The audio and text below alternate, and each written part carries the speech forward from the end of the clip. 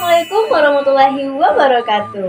Perkenalkan, nama saya Angela Fitriani dengan NIM 2314070074. Tujuan saya membuat video ini adalah untuk ujian akhir semester dengan dosen pengampu Ibu Dr. Marhama SAG MPD. Saya dari kelompok 2 akan menjelaskan materi tentang landasan pengembangan kurikulum di SD atau MI. Teman-teman, tahukah kalian kurikulum adalah jantung dari sistem pendidikan kita? Kurikulum bukan sekedar daftar mata pelajaran, tetapi merupakan komponen vital yang merumuskan tujuan pendidikan dan pengalaman belajar yang harus dimiliki setiap siswa. Layaknya sebuah bangunan yang memerlukan fondasi kokoh, pengembangan kurikulum pun memerlukan landasan yang kuat agar dapat berdiri tegak menghadapi dinamika zaman. Dalam pengembangan kurikulum, terdapat 4 landasan utama yang harus kita pahami dan diimplementasikan. Yang pertama, landasan filosofis. Filsafat berasal dari kata philos yang berarti cinta dan sophia yang berarti kebijaksanaan. Landasan filosofis menjadi kompas yang menentukan arah pendidikan kita. Ada 3 aliran filsafat utama yang mempengaruhi pendidikan.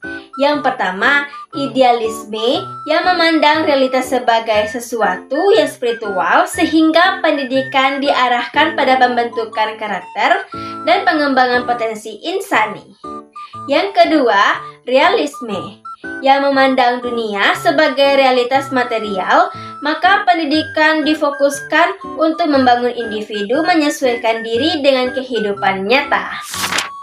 Yang ketiga, pragmatisme yang memandang pendidikan sebagai proses pertumbuhan sepanjang hayat melalui konstruksi pengalaman.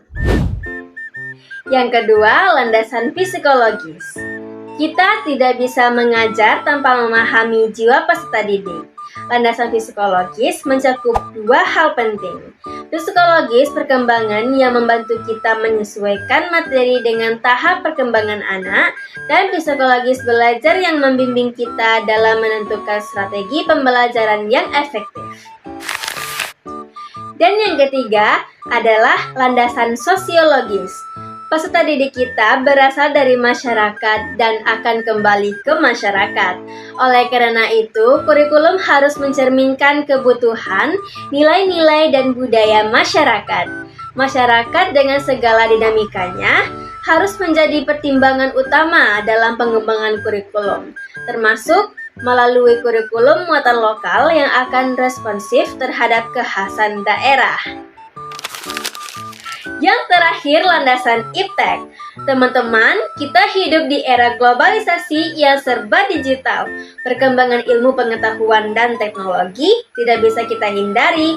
Kurikulum harus mampu mengakomodasi dan mengantisipasi laju perkembangan iptek, mempersiapkan peserta didik menghadapi tantangan masa depan dengan membekali mereka kemampuan berpikir kritis dan memanfaatkan teknologi secara bijak. Baiklah, kesimpulannya, pengembangan kurikulum yang efektif memerlukan integrasi keempat landasan ini secara menyeluruh. Dengan landasan filosofis, kita punya arah yang jelas. Dengan landasan psikologis, kita paham kebutuhan peserta didik. Dan dengan landasan sosiologis, kita relevan dengan masyarakat. Dan dengan landasan iptek, kita siap menghadapi masa depan.